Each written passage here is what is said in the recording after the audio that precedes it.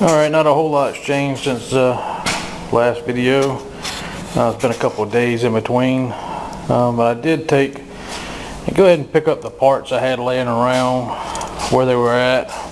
I went ahead and pulled the wheel seal out of the right hand side for what I'm doing today, but the other parts I picked up and brought them over here to the bench and went ahead and tied them together with what went to what. The rear cap, the shims, and the race, and got the pinion shaft right there. Got the side plug right here, the bearing that was on that side, and the shim for that one. One thing I noticed on this one, the pinion gear, when I took the shim out, it's on there now, but I don't know if it shows up in here or not, but there's a cup. It looks like it's been pushed real hard up in there, and I don't think it's supposed to be that way, because the manual tells you to flatten them out before you put them back in. The manual I'm referring to is the one I told you they didn't have, or told you I didn't have. There is a transmission disassembly and reassembly manual for them. I googled it, and sure enough, there it was. It's quite a big download, 165 pages, but I downloaded it and read the whole thing, and gives me a lot of tips and pointers. Shimming is very important. Keep all your shims, keep them where they belong, with the part associated to it, because you're going to be needing to put them back. You may need a few extra shims, may not, but we kind of organized things a little bit. The left hand tiller gasket, housing gasket, I thought that was just a regular old gasket. Looking in the parts manual, there's two different thicknesses that they have, and they use these for shimming the bearing for the pinion, for the tiller shaft. Right there, they get the end play off those bearings up into this cup right here. They use these shims. There's a 10,000 and a 30,000 shim, and according to manual, you assemble it with a 10. If there's too much end play, you take a 10, you take it back apart, put another 10 on it, and if there's still too much, then you take it back apart, take the two 10s out, put the 30 in, and keep working like that until you get the end play where you want it. We'll get into that a little bit more later on as we start putting her back together. But for right now, we're going to continue taking her apart, get that main wheel shaft out of there. I did go ahead and went ahead and ordered parts. I got all the bearings I could get, all the races, all the seals, all the gaskets. I think I even got the snap rings that I could find. And they do recommend, if you pull a snap ring off, to replace it, because you could stretch it in beyond usable fashion. And these do seem to be a little bit on the weak side. They do seem to be, once you stretch them, they don't want to go back quite as well. That's where we're at right now. So let's get you back over here. And the manual says to pull the left hand seal, and then take a left hand washer out, because there's a washer behind the seal that protects the seal from the snap ring. Then to take the snap ring off, and then take the shims out that's behind the snap ring, and that should free everything up. Then they don't tell you to do that on the right hand side. Matter of fact, they tell you can leave it that way, because when you drive it out, it'll push all that out with it. You can take it off later. I just went ahead and took it off, because I don't think I'm going to have to drive it out. I think it'll actually slide out. And then they also tell you about lining up the gears in there, so the key, the high power, high pro key that's in the clutch, will be able to slide out. There's a notch in this gear on the right hand side that'll line up and it'll slide through that notch and come on out. So we'll get that here in a little while. But right now let's get this seal out, get those snap rings out.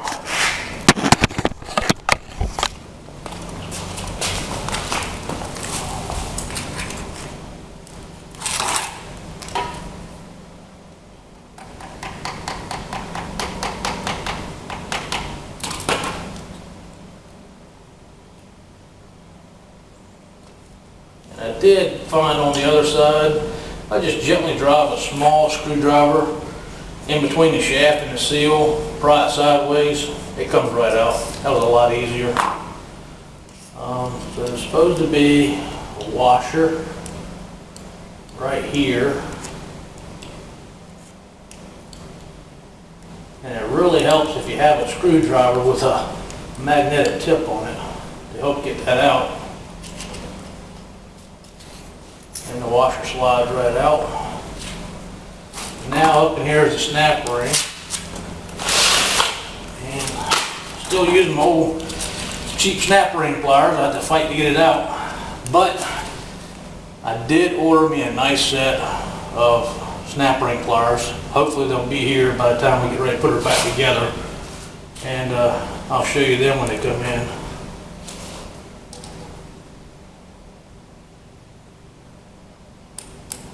And again, they tell you to just squeeze it large enough to get over the shaft so you don't stretch it.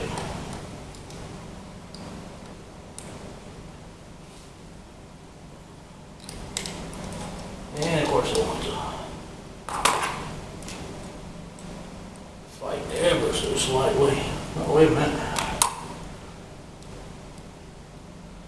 It's sliding right on out now. But I think it's supposed to go out the other way.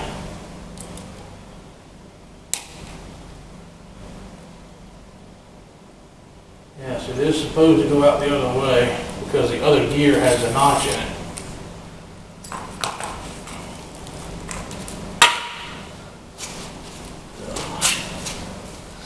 Let me get you over here a little closer. Well, that didn't give you much of a view, did it? Sorry about that.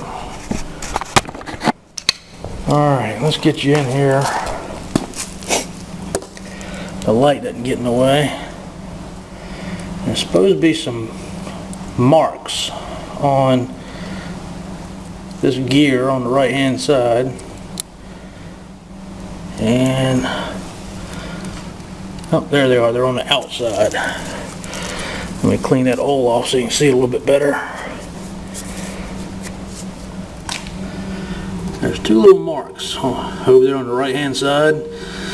That indicates the notch in that gear for the High Pro key to slide through. There's also supposed to be the same type marks on the clutch, but I've yet to find them. So in that case you have to push against it and slowly turn until it lines up and then slide it on out. So that's what I'm going to go ahead and do, and I'll do that off camera and get back with you. Well, I changed my mind. I decided to let you go ahead and watch me do this. Let's see if we can find the wanted clutch in neutral so it can spin. Here, right.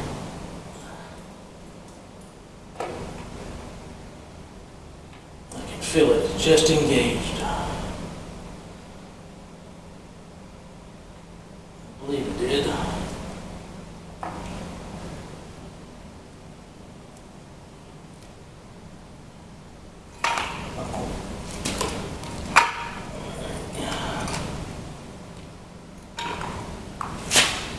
Don't push it off your jacks.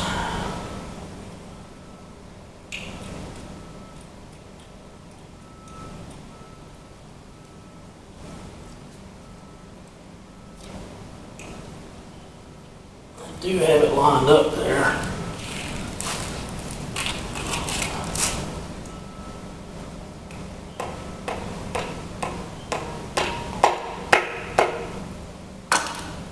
So I thought.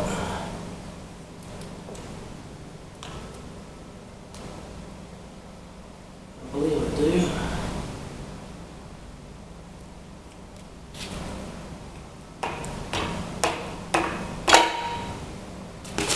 Alright, this is gonna get messy.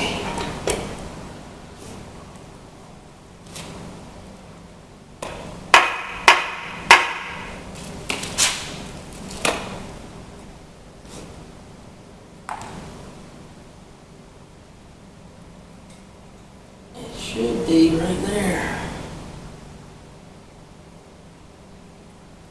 Well, maybe I will turn it off because this is going to take a little while. Alright, now, lining the gear up with the slots was no big deal. With the keyway, that was no big deal. You saw that went real well, and I started moving her. And then it got hard. And then I had to beat and beat and beat some more and check and recheck. Then I realized what was going on. I forgot that the key that's in the shaft comes up against this bushing right here and has to drive this bushing out. So that was a little tougher than I thought it was. So now we got this shaft flush over here. I was using a block of wood on the end of the shaft to wrap on it real good. Actually, a little better than real good. Now I got this bushing almost all the way out. So I'm going to take the butt end of my handle of my screwdriver, put on this side and tap on it right there, because it was moving fairly easy. There it was, just a little bit. Now, there's the bushing. You can see how much slot there is in there. Quite a bit.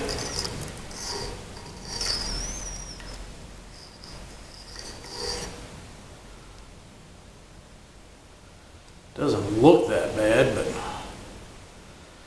and also when you go to put these back in, there's a notch right here and right there. You want to make sure they're top and bottom according to the manual.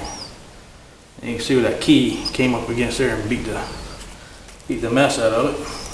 So anyhow, now our gears and clutch is loose, so we have to reach in here with a hand and try to grab all three of them together while we pull the shaft the rest of the way out to support them.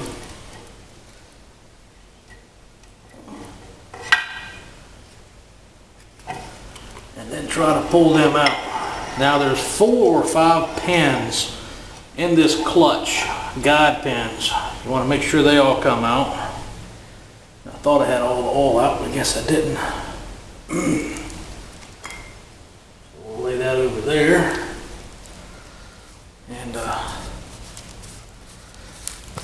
I'll get you moved over there so you can see that when we take it apart.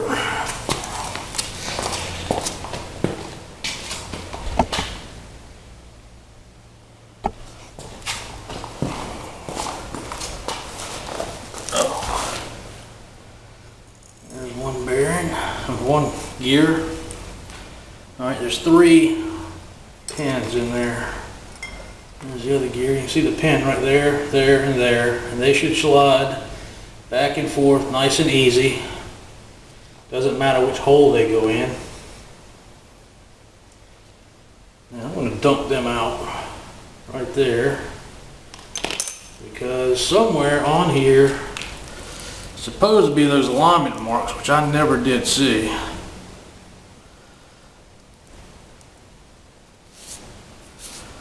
Could be paint or it could be marks. There's the marks right there on top of that one.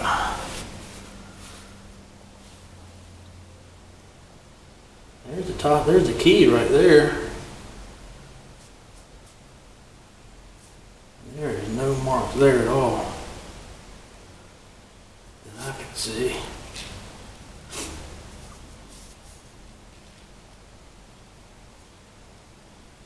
Not even up in here.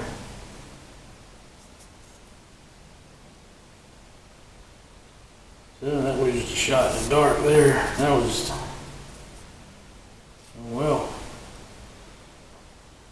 thing they tell you about turning the shaft and pushing up against there until you feel that, 'cause that's the only way you would have got that one. Now these teeth right here, what engages into the gear. Turn that. High speed. Actually, I think that one's high speed, that would be low speed.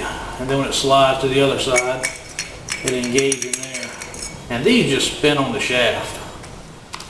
They just free spin on shaft. Matter of fact, this one doesn't even have a key in it, keyhole. So this is what keys onto the shaft and turns and then drives into one. Actually, these turn and then this drives into that one to engage it. And of course, you want to only engage it with the belts disengaged. All right. Let me take a little time, get things cleaned up, organized, and we'll get back with you.